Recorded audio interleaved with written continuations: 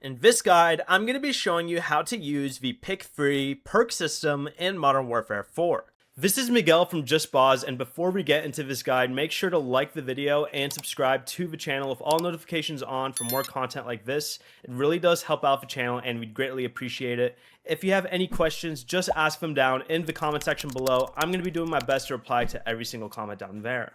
Begin by going into the multiplayer menu, then open your create a class menu right over here and select the custom loadout that you want to edit.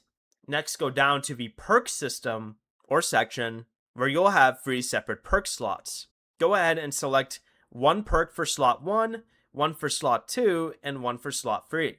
Each perk gives you a different passive ability, so you can mix and match them around your playstyle, like using perks for stealth, movement, and survivability, or objective play.